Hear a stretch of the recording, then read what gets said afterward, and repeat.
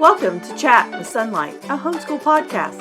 I invite you to grab your coffee or tea and take a few moments to join us as we explore Sonlight, the curriculum, those who work behind the scenes, and the families that use it. So join us today. Hi, welcome to Chat with Sonlight. Today we're going to talk about the Summer Reader Challenge and summer readers. I, again, am talking with Lisa. We were here together a couple weeks ago. So we are about a month into the Summer Reader Challenge with Sonlight, and you may have seen the list or may not. So we're going to talk about all things summer reader. Lisa, why is encouraging our kids to have summer readers important? Well, I remember when I was a little girl, I loved to read, and there was nothing better than having just a whole day with nothing to do but a new stack of books. And so I loved to encourage my kids to read during the summer when they were young, because it gave me a chance to read, which was awesome. But just summer, the days are slower, and if you get sucked into a book, you don't have to stop to put it down, because generally we have less things going on. And it really helps. We don't want them sitting in front of the TV or the computer or the Game Boy or the whatever for hours on end. So it still allows them to travel to places, to learn about new things, to have excitement and adventure just inside their brain instead of on a screen.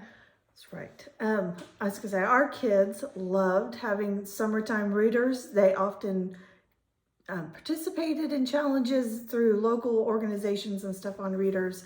My youngest daughter, I don't know how many thousands of pages she read in one summer, but when she told the person who was in charge, she goes, I'm homeschooled. I read a lot. That's what we do. So how do you find your summer readers? Well, we always relied on Sonlight quite a bit. This year, Sonlight culled a great list of books from moms like you and I that we had read with our children, but we also went back and looked at sequels to Sonlight books that we had loved, as well as books by authors that we had loved. Andrew Clements comes to mind. There are quite a few Andrew Clements books in Sonlight, but he wrote a lot more than that, and they are always a good read. Right. And that was one thing I loved, finding a series or an author that I had read one or two, so I trusted them. There was less pre-reading for me to do. That's right. So did you ever let your kids just pick books that they thought looked really cool? Like my youngest son, he likes to read dragon books. I know that's one of those that's back and forth, but his dad picked out a book. They liked it together. They read. It had a Christian basis to it, but I never heard of it until they read it together.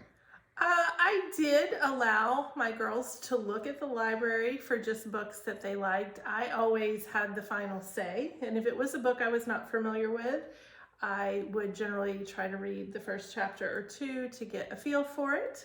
I often checked Plugged In online. They also have book reviews, or asked friends, because, if it was a popular book, chances are someone I knew's kid had read that book. So I did try to give them some autonomy, and I do think by allowing your children, once they're a little more mature and have proven themselves, that kind of freedom, that is helping them in the long run, because I've started a book even as an adult and thought, oh, this is going to be a great book. All my friends said it was good, and then I started and I was like, oh, this is not good for me to be putting into my mind. Right. And so I've abandoned it. And that is not a judgment of someone else who read the book. Same with our kids. If you let your child read a book that I don't think is appropriate, that's not judgment. That's just in our family or our conviction. So I do think there's value in giving them. Right. I was going to say, my kids have come back and said, I started that book, Mom. It's not right. I don't want that book in my list. In my brain. Right. Yeah. Sure. Especially as they get older and we give them that freedom, which thankfully we have culled that in all of them. Yes. So this year we have the summer challenge going on. You guys might notice we went and printed the new poster.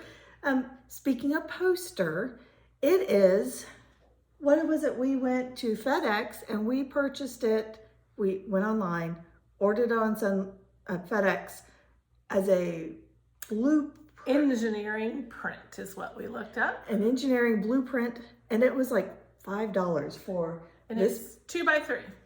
Yeah, 2 feet. 2x3. So plenty big, about $5 with tax. Easy to do. Didn't take long. No, I was gonna say to get it maybe get an it hour and a done. half. Yep, and I can't wait to start coloring that in. Last year, I personally read 112 or something books, and I had one of these book trackers, but it was only paper size. And I said, next year, I'm going to print a large one, and I didn't until today. But I can't wait to fill in those books on my small one. I just colored, but I'm gonna write titles on this one. That's good. You can put Make titles make it a and big shelf. maybe you could put gold on the in the little thing here, your favorites, and Yeah. you could color code. stars. You could rate them on here. That'd be fun. So speaking of rating, so we went ahead and printed the whole PDF. If you go to Sonlight, We didn't print them all. oh, Yeah. Sorry. I was in charge of printing. Jonah was in charge of printing. we went and we printed most of the PDF that Sonlight provides for you so that you can have a summer full of reading challenges, ways to post, keep track. And one of the challenges was like a tournament of books. So I put in a list of books that I either remember from when I was young or I remember from my kids reading. And so you can put in the books and then you can rate which one is better, and then you can put the next one in. I think that would be so fun as a family to do with your summer read alouds, to stack them up and then at dinner vote for one or the other and see which one is moving on. Right. I could even see sort of like a March Madness kind of bracket going on. See who could figure out what the family would like the best. That's right. Actually, I was thinking some of these are movies, and one of the things we had was a way to rate your movie, and it's in the PDF where I'm looking to make sure, you read a book that is actually a movie as well, and after you have read the book, you can watch the movie, and then you can compare how they're the same or different. My kids loved going to movies after we've read the book. I often had to pick middle of the day, like on a Tuesday, so they were not disruptive to the other people because they're like, that's wrong. But my kids enjoyed it, and they still do it to today. They read the book before they watch a movie because they say that it'll just ruin the book to watch a movie first because the book is better. The book is always better. Your imagination is better. It's more vivid than anything Hollywood could ever come up with. Yes, for sure. One of the other trackers. So if you're big on punching, I want to say I read all 15 books. Here are 2 cards that you can punch. So you use a hole punch, or a lot of us have scrapbooking stuff we could do fun, or use a sticker or color in. Either way. I think this would be super fun if you have a reluctant reader. I am not above bribing, but you could make a point system in your house. A star is worth 15 pages or 30 minutes or whatever you decide, and then maybe have some small, ice cream after dinner if you have 3 stars colored, or a dollar store trip, or maybe a summer movie. Often in the summer movie theaters show past movies for, used to be $1. That's showing my age. It's probably $5 now. My local one's doing $2. $2. So we're not that old. We're not that old. So, but I think that would be a great way to motivate a reluctant reader. It's fun to see your progress. And then if you gave some small incentives along the way, and then maybe a larger incentive. Whoever does all of them first might get to pick the dinner for whether mom's cooking it or you're going out and getting the Domino's pizza. That would be fun. Let's do another tracker. So as we're getting older, we're talking about different genres. This would help if you have a reader that's stuck in a rut, like they Right. only want to read one kind of book. This would encourage them to by the same author, reread a book. How fun is it to reread a favorite book, to revisit those characters over and over? And there's even organize your bookshelf. What a way for mom to get the room clean. Read in bed. That's my kind of thing. Read a book with an ugly cover. There you go. What really has an ugly cover? I don't know. There's some books I wouldn't read based on the cover. But you know, you should never judge a book by its Not cover. judge a book by its cover. Sonlight has taught me that for sure. Okay, and speaking of genre trackers, they give you this, so you color in. So you can tell, your kids can start telling which ones do they navigate to, which ones do they like, and so they can understand, or how diverse is their reading. That's a cool way to look at that. And again, incentivize. If you have a reluctant reader, incentivize. Every time you can do a whole column, one of each, we're gonna go do something really special. There's a fun thing. Or at least read so many pages in each one. So they also give bookmarks, which we took a little bit of time, and you know, read. Bookmarks are fun. Laminate if you can. Every homeschool mom should have a laminator. I much prefer a bookmark to dog-earing my book. Please don't do that if you borrow one of my books. And setting your book upside down with the spine open is not good for your book. Cracks So the use spine. a bookmark. That's right. So then, Reader's Response Journal. So we give you, this is a hint. You want to double side print these 2 pages. They come one page after the other, and if you just print the PDF, you will have to tape it together. You don't want to do that. Do like we didn't do. But it's your reader response journal, so your child can write just their opinions. As much or as little as they want. Yeah, they can even just log their books. This is I like or don't like. Rate them with stars, 1 to 5 stars. That would be easy for a pre-writer or a reluctant writer to do. I do that. I have a journal that I keep that I list every book I read and the title, and I rate it. Some people do that on Goodreads. I do not. No. But My kids do. I do keep a journal of all the books that I've read, because just like today while we were out, someone said, well, what's a good book I should read? And what happens when that happens? We go, oh, I don't know. Which is what I did. But if you have a little log journal of your books and a short synopsis, because if you're a frequent reader, you know, oh, well, I enjoyed that book, but I don't really remember what it was about. But if you have 1 or 2 sentences, it's a great way to make a book recommendation. And speaking of book recommendations, we have a book report template. So you have a reluctant writer or a beginner writer. It's very easy to fill out. 4 stars, you can rate it. You can even draw a picture about what the book is about. Very easy peasy.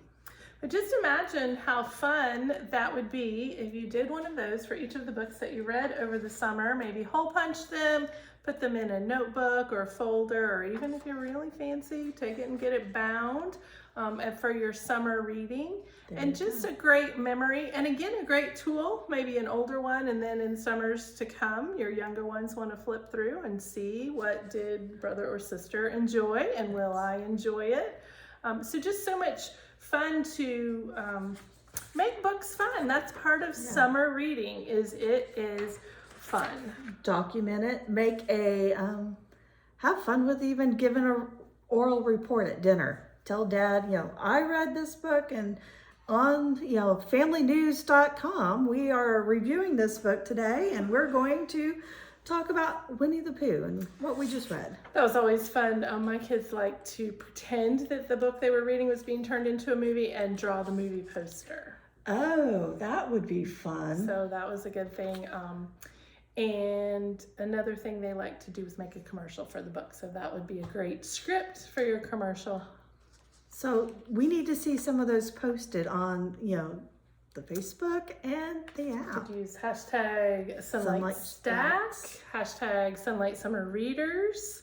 And the app is a great place. There is a hashtag for summer readers already going there, and some extra recommendations that are outside of the list that's on the website. So moms there are already sharing some great books that their kids are reading. That's right. And that list that you can find on the blog is extensive. Just let me tell you, it is, I think, 200. And there were some books on there that were old favorites, and some books I had not heard of that I quickly ran to my library's website and put a reserve on. There you go.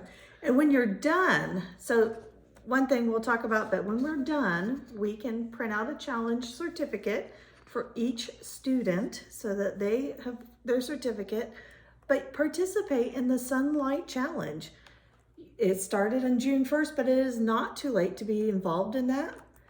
So the challenge is to read every day this summer from June 1st to August 1st.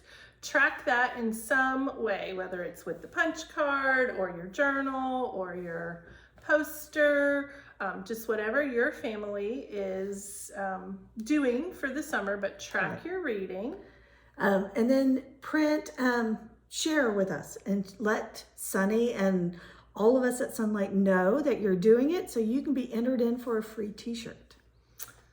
Because who doesn't need a Sonlight t-shirt? What a better way to advertise that you're a reader than to walk around with your Sonlight t-shirt on. And every week there's going to be another challenge with the Sonlight Reading Challenge. So just watch for those posts every week. It's going to be hashtag Sonlight Reading Challenge is the hashtag for that. And you can find that on Sonlight Connections, Sonlight Curriculum on Facebook, as well as at the app. So you guys get reading. Let us know your recommendation, and we will be looking for your post. Get reading. Thank you. Thank you for joining us today. Do you have an idea for a podcast topic, or do you want to chat with Sonlight on an upcoming episode? Email us at connections@sonlight.com.